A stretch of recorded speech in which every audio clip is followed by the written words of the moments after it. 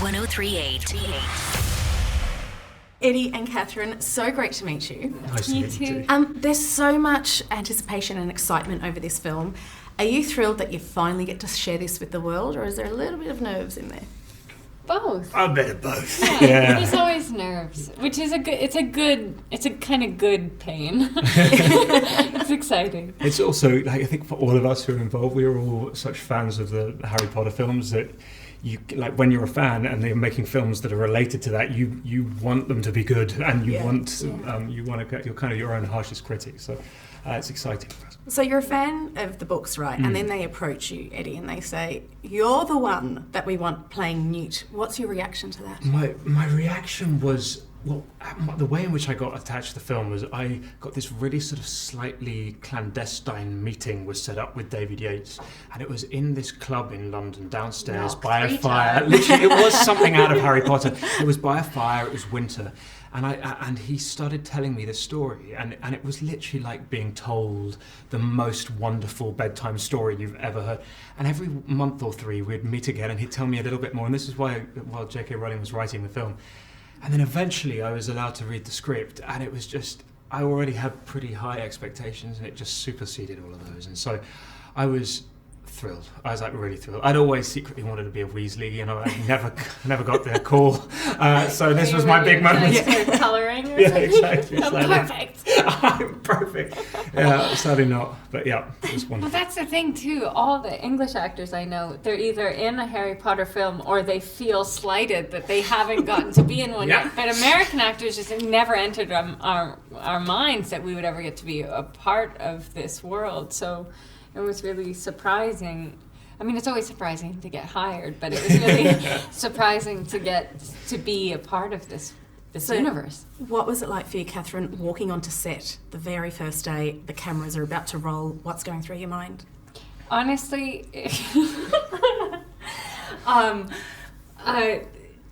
there's a Barbra Streisand movie called Funny Girl.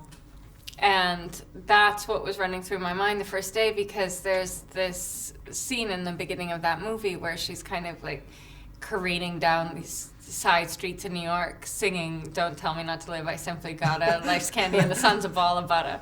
And when I got to set, it looked like an old, like a golden age of Hollywood movie set. You know, actors don't see sets like this too often now.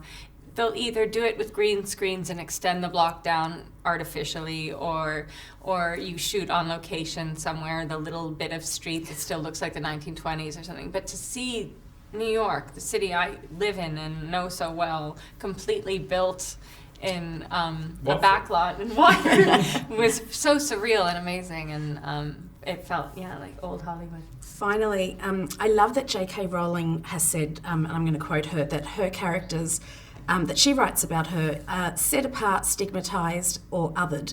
We all sometimes feel like this in our own worlds. What's the best piece of advice you've ever received to get through the tough times? Oh, that's really interesting.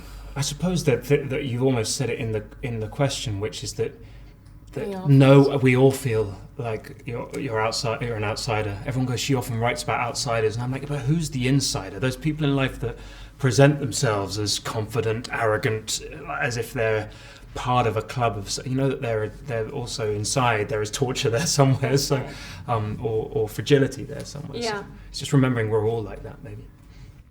I feel like it's the things that I've always been the sort of advice that I've always been attracted to are the things that kind of give you the courage to get through those moments where you feel the most chicken. Like, be bold and the mighty forces will come to your aid. Or there's this Katherine Hepburn one I love, which is do what you like and then at least one person is pleased. But it's, just to give you the kind of... I love that, and I love that more than one person is going to be pleased. Fantastic piece. Thanks so much, guys. Such fun. Thank you. Spin 1038. #1 for music and entertainment.